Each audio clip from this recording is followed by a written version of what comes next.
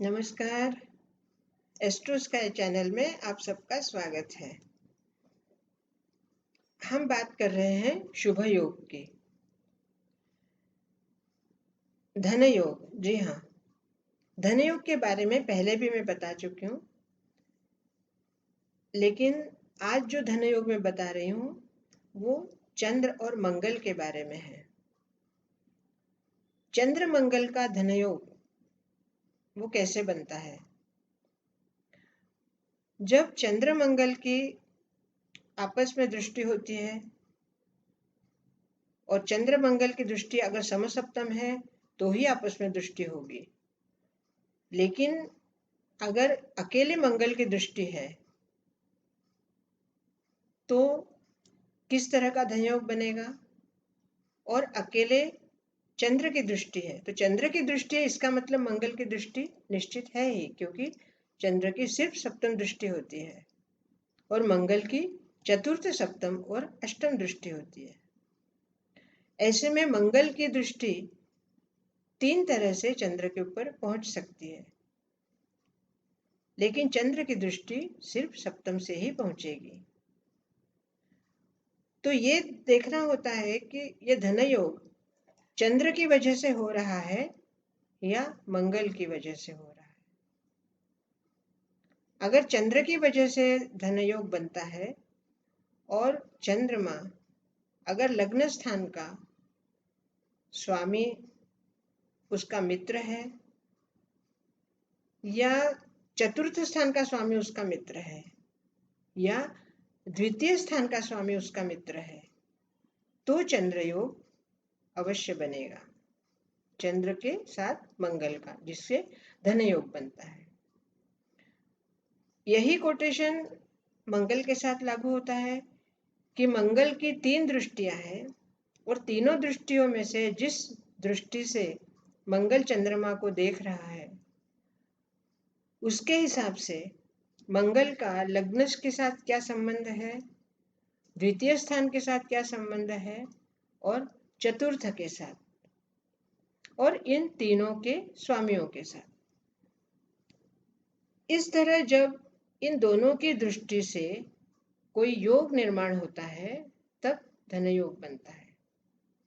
और ये धन योग आपको किसी भाग्य से या आपके पूर्व जन्म से या आपके पूर्वजों की वजह से ऐसा नहीं मिलता। ये धन योग मिलता है आपके अपने पराक्रम से, आपके अपने मानसिक बल से, क्योंकि चंद्रमा मन का कारक है और मंगल पराक्रम का।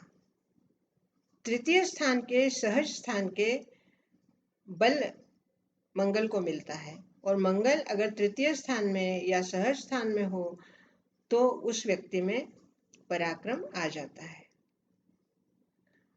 तो इस तरह के चंद्र मंगल योग जब बनता है तब मनुष्य अर्थात जातक अपने पराक्रम से धन योग बनाता है। इस धन योग को हम ये कह सकते हैं कि ये धन योग बनाया जाता है। अगर आपकी कुंडली में मान लो चंद्र मंगल का किसी भी तरह का संयोग हो रहा है, लेकिन आपने अगर उसको पराक्रम से पूर्णत्व नहीं किया तो धनयोग होने के बावजूद भी आपको धन संपदा नहीं मिलेगी। अर्थात इसमें मानसिक बल और पराक्रम बल की अत्यंत आवश्यकता होती है। ये धनयोग कुंडली में तो है, लेकिन आपका कर्म और पराक्रम अगर इसके साथ में नहीं मिलेगा तो धनयोग आपको लाभ नहीं देगा। इसी तरह इन्हीं दोनों का जब गोचर में भी धनयोग निर्माण होता है तब भी आपको इसका फल मिलता है।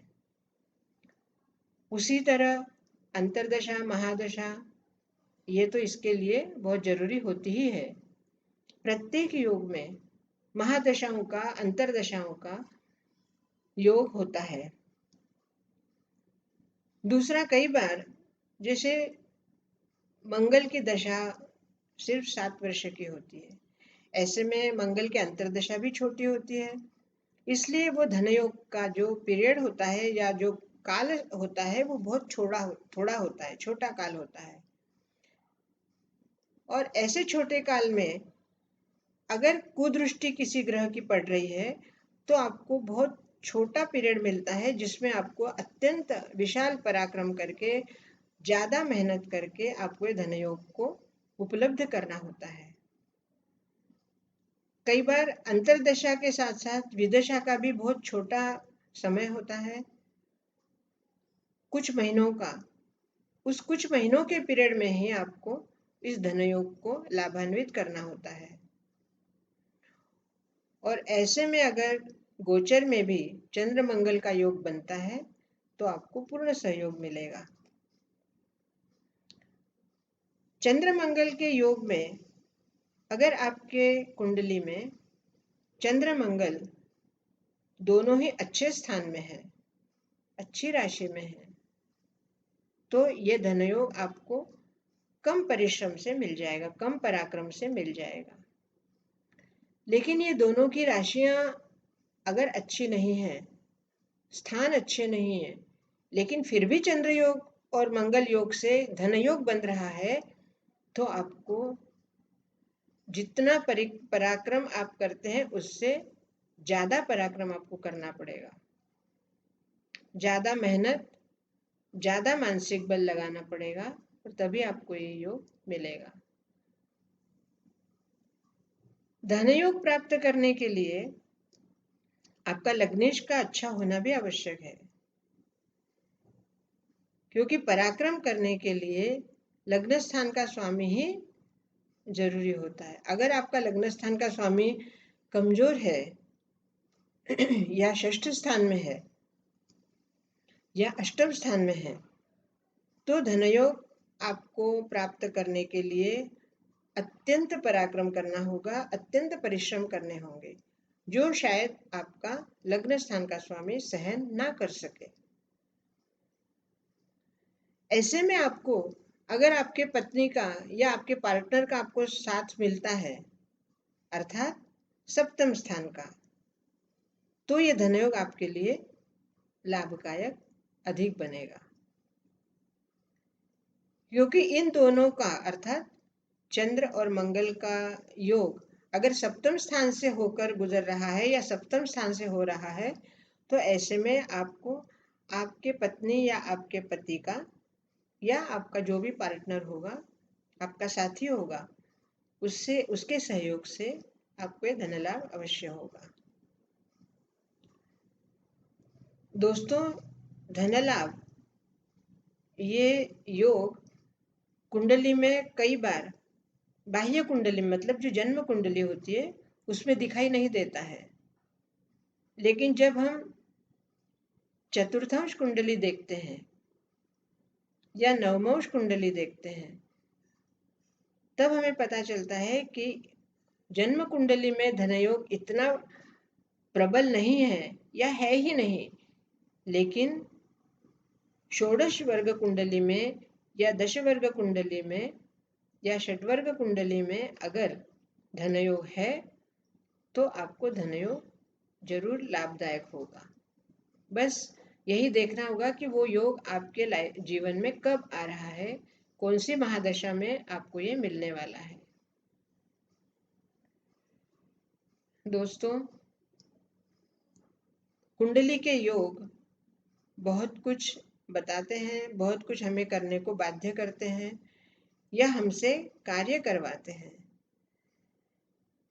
ऐसे में आपके लग्न स्थान का, आपके सुख स्थान का और चंद्र मंगल, इन 4 ग्रहों की स्थिति, अवस्था, उम्र, स्थान, बल, ये सब देखकर अगर आपको ये धनयोग, किसी ज्योतिषी ने कहा कि आपके कुंडली में धनयोग है और इसको आपको प्राप्त करना है, और अगर इनमें से कोई ग्रह आपका कमजोर है तो उसे आप बलवान करिए, मंत्र से, यंत्र से या पूजा विधि से, और उसके बाद इस ग्रह को जब आप बलवान बना लेते हैं या रत्न से, तब आपको यह धनयोग अवश्य प्राप्त होता है। पराक्रम से मिलने वाला यह धनयोग है जिसे चंद्र मंगल धनयोग कहा जाता है। दोस्तों, इस योग के बारे में अगर आपकी कुंडली में इस टाइप का कोई योग है और आपको पराक्रम में कहीं कमी हो रही है तो आप पराक्रम कीजिए, आपको ये धन योग अवश्य लाभ देगा। आपको मेरी बातें कैसी लग रही है आप अवश्य बताइए।